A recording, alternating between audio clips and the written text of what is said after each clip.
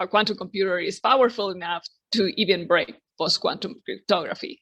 And then the only ultra-secure communication is pure quantum communications, because it's the only way to know that your channel is compromised, no matter how you try to attack that channel.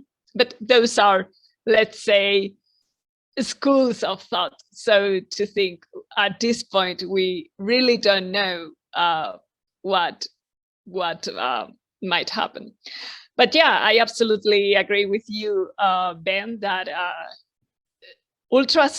securing communications is critical for a number of industries, and particularly the finance industry. So maybe it is no wonder, and it is perfectly logical that, as I was mentioning before, JP Morgan is working on both sides, on both post-quantum cryptography and pure quantum cryptography, understood as quantum key distribution.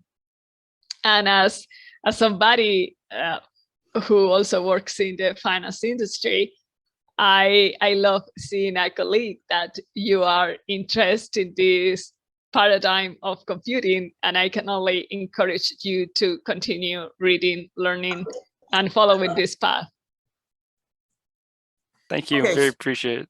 Yeah, thanks, Ben, for the question. Thanks for answering, Esperanza. So there was a question. He says, I do not see the education versus application conversation as an either or, but rather to what mixture situation. Ray, I wrote that. So you don't have to read the whole. Go ahead, Raymond. I was just kind of listening in earlier, a valid point about there's a lot of people plug and play with machine learning. And I was just listening to a conversation about not wanting to creep into this space here.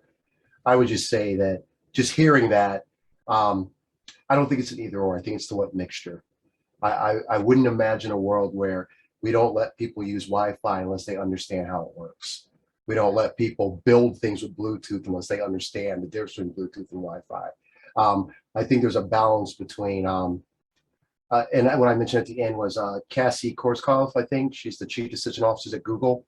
I love the way she says it. There's microwave builders, and then there's chefs. And she uses that analogy for the people. So I'm a data scientist, but no, I am not making the next optimizer that works better than Adam. I'm not doing that. That's a microwave builder. But my day-to-day job, I'm a chef. I'm the person who comes in, asks you your taste and your palate, and based on that, I make you a meal. So I think there's that's something to kind of take into mind, that even in this field, which I know nothing of other than the idea of, I'm here because can quantum enable me to not have to choose? Instead of either or, can quantum enable me to build simulators that don't make me have to choose? That's really why I'm here. But just going to that point of, I'm sure there's a space for the microwave builders of quantum versus the chefs of quantum as this matures. I just wanted to share. Yeah, absolutely, Raymond. And I think that's precisely the view. And it, in a sense, it ties with the line of reasoning of Salvador. And it actually brings to my mind the words of MIT professor Will Oliver, who is a professor in the MIT X-Pro programs. And he says pretty much the same idea as you did. He said, because quantum is now becoming an engineering discipline. We are seeing a new branch of engineering being born, and that is quantum engineering. And that is very exciting, particularly because for us engineers who are all excited, oh, a new branch of engineering is being born. But also for practical applications, because we are not so much discussing now whether we can do something or not, bearing in mind that there are some fundamental problems